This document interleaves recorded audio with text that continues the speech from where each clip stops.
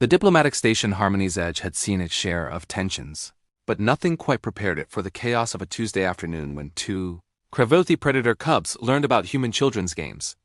Lyra had been assigned to the station's cultural exchange program for 6 months now, and she'd grown fond of the various alien species that called this neutral ground home. The Crevathi, apex predators from a high-gravity world, were among the most intimidating towering beings with obsidian scales, razor-sharp claws, and eyes that could track movement in near-total darkness. Their reputation as the galaxy's most formidable warriors preceded them, and most species gave them a wide berth. Which made it all the more amusing that Lyra had somehow become the unofficial babysitter for Ambassador Thrax's twin cubs, Kiro and Vex. Again! Vex chittered, his juvenile scales still soft and iridescent. At barely 3 cycles old, he and his brother stood only waist-high to Lyra, though they already possessed the hunting instincts of their species. Lyra laughed, covering her eyes with her hands. "All right, one more round. I'll count to 20 and you two hide. Ready?" Kiro's tail swished with excitement, a behavior that would terrify most species, but that Lyra had learned meant pure joy. "We will become invisible like the void stalkers of our homeworld." "Sure you will," Lyra grinned. 1, 2, 3. The cubs scattered with surprising silence for creatures who would one day grow into 3-meter-tall predators. Lyra continued counting, enjoying the rare moment of levity in the otherwise tense diplomatic environment. The Crevathi delegation had been negotiating trade agreements for weeks, and Ambassador Thrax had been grateful when Lyra offered to entertain his restless offspring. 18, 19, 20, ready or not. Here I come. What Lyra didn't know was that Kiro and Vex had decided to expand their playing field beyond the designated recreation area. What she also didn't know was that the station's military-grade security system had been calibrated to detect Crevathi biosignatures as potential threats, with special protocols for their unique movement patterns. And what absolutely no one anticipated was how closely two Crevathi cubs in hunting mode resembled adult warriors initiating a stealth assault. In the security hub 3 levels below, alarms began shrieking. Multiple Crevathi signatures detected in unauthorized zones. Sergeant Chen barked, his fingers flying across holographic displays. Movement patterns consistent with combat infiltration. They're using evasion tactics, splitting up to flank positions. Commander Williams felt her blood run cold. The Crevathi delegation had 23 members aboard. The peace talks were delicate enough without an incident. Lock down sectors 7 through 12. Deploy containment teams but do not engage unless threatened. This could be a misunderstanding. Commander, they're heading toward the reactor coolant systems and the communications array. This is textbook sabotage positioning. Williams slammed her palm on the emergency broadcast. All hands, security condition amber.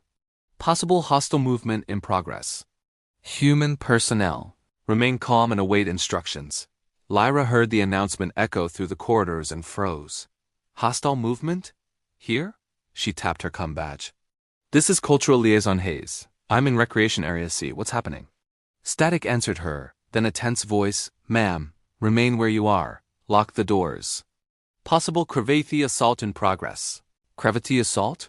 Lyra's mind raced. Then her eyes widened with horrified realization. Oh no.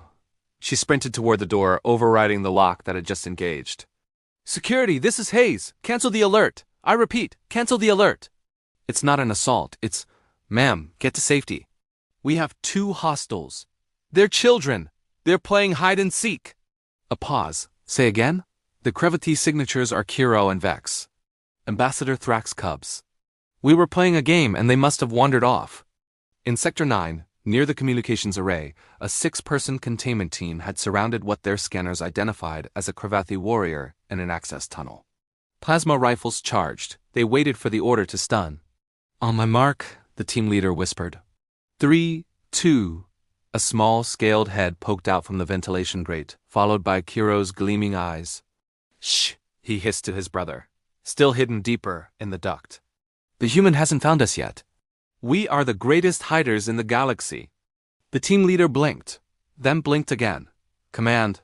The hostile is approximately 0.7 meters tall and appears to be giggling. 20 minutes later, the crisis had been downgraded. The security team stood down, and Lyra sat in Commander Williams' office with Kiro and Vex flanking her like guilty bookends. Ambassador Thrak loomed across the desk, his massive frame radiating parental mortification. "I offer profound apologies, Commander," Thrak rumbled, his vocal sacs pulsing with embarrassment, a display Lyra had never seen from the normally dignified ambassador. My offspring's enthusiasm exceeded their judgment. Williams, to her credit, managed to keep her expression neutral. "Ambassador, while I appreciate the apology, I think we need to discuss the broader implications here," Lyra winced, expecting discipline for the chaos she'd inadvertently caused. But Williams surprised her. This incident revealed a critical flaw in our security protocols. We've been so focused on preventing conflict that we've made no allowances for normalcy, for families, for the fact that peace means children playing games.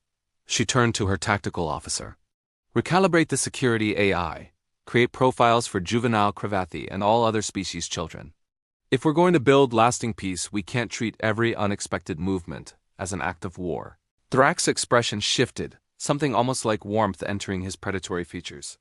"This is wisdom, Commander. Perhaps this is why humans succeed where others fail.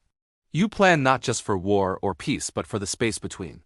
For life continuing." Vex tugged on Lyra's sleeve. "Does this mean we can play again?" Lyra looked at the commander, who actually smiled. "With supervision and boundary restrictions, yes. In fact, Williams pulled up a holographic map. We're designating these 3 sectors as the new recreation zone. Plenty of room for hide and seek." Kiro's tail swished. "Humans are clever prey friends. Predator friends," Lyra corrected gently. "No," Thrak said, his voice carrying an unexpected warmth. "My son has it right. You are prey species by galactic standards. But you are friends who teach us that strength is not only in the hunt. This," he gestured at the chaos they'd just resolved. "This is very human, turning near disaster into progress. Taking responsibility and finding solutions. It is no wonder you thrive." As they left the office, Lyra heard Williams' voice behind her. "Hayes? Next time you want to play with apex predators, maybe stick to checkers." Lyra grinned. "Yes, ma'am." But as Kiro and Vex bounded ahead, already planning their next game, she thought about Thrak's words.